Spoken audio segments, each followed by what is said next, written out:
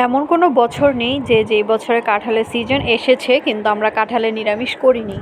আসসালামু আলাইকুম সবাইকে, সবাই কেমন আছো? আশা করি সবাই অনেক অনেক ভালো আছো। অনেক দিন পরে বড় একটা ভিডিও নিয়ে এসেছি। আশা করি সবাই এই ভিডিওটা দেখবে আর লাইক কমেন্ট করে আমার পাশে থাকবে। আর কাঁঠাল নিরামিষে বেশি পরিমাণে সবজি দিলে কিন্তু খেতে খুব ভালো লাগে, যার কারণে আমরা এখানে অনেকগুলো সবজি দিয়েছি।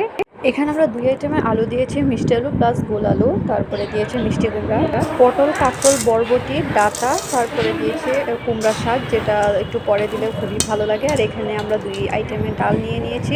এখানে নিয়ে নিয়েছি সিমের বিচি, এগুলোকে ভালো করে পরিষ্কার করে নেব, ভিজিয়ে রেখেছি আপাতত। এখানে আছে মিষ্টি কুমড়া শাক। নর্মালি মিষ্টি কুমড়া শাক আমার কাছে অনেক অনেক পছন্দ, অনেক ভালো লাগে, আর নিরামিষে দিলে কিন্তু অনেক আরও বেশি ভালো লাগে। তো এগুলো আমি সব ভিজিয়ে রেখেছি, সবজিগুলো কেটে। এখানে কাঁচা কলাও দিয়েছি। সব সবজি আমার কাটা শেষ হয়ে গেছে, এখন রান্না করার পালা। তো এখানে কথা হচ্ছে যে কাঁঠাল নিরামিষের কথা বলা হয়েছে, কিন্তু এখানে আমার কাঁঠাল যে কেটেছি সেটা ভিডিও করতেই মনে ছিল না। তো যাই হোক, এখন রান্নাটা আমি বসিয়ে দিয়েছি। এখানে যে ডাল আমি ভিজিয়ে রেখেছিলাম সেই ডালগুলো ধুয়ে আমি এখানে বসিয়ে দিয়েছি, প্লাস সিমের বিচিও দিয়েছি। তো ডাল মোটামুটি সিদ্ধ হওয়ার পর এখানে আমি সব সবজিগুলো দিয়ে নিয়েছি, কাঁঠালও দিয়েছি। তো পরবর্তীতে দেখি যে অনেক বেশি হয়ে গেছে, এক পাতিলায় হবে না। তারপরে আমি আরেকটা ছোট পাতিল আমি বসিয়ে দিয়েছি, দুইটাতে একসাথে করে এখন রান্না করব। তো নাড়াচাড়া করতে খুবই ভালো লাগছিল। এখানে কাঁঠালগুলো হয়তো দেখা যাচ্ছে, ভালো করে ফলো করলে বুঝতে পারবেন যে কাঁঠালগুলো দেখা যাচ্ছে।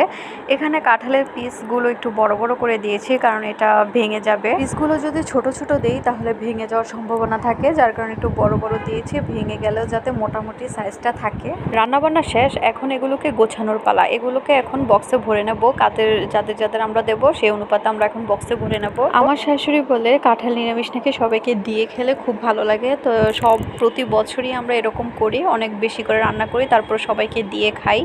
তারাও অনেক পছন্দ করে খেতে। তারা খেতে পছন্দ করে কিন্তু নিজেরা বানাতে পছন্দ করে না, কষ্ট হবে বলে। যাই হোক, আমরা পারি যেহেতু আমরাও দেই তাদেরকে। যাক, এক পর্যায়ে সব রেডি হয়ে গেছে, এখন এগুলোকে টেবিলে গুছিয়ে রেখেছি। এখন যার যার বাড়িতে গিয়ে নিয়ে দিয়ে আসবো। আচ্ছা, যাই হোক, তো আমাদের এই আজকে রান্নাটা কেমন লেগেছে? তো ভালো লাগলে একটা লাইক কমেন্ট করে দেবেন। টাটা সবাইকে, ভালো থাকবেন, আমাদের জন্য দোয়া করবেন।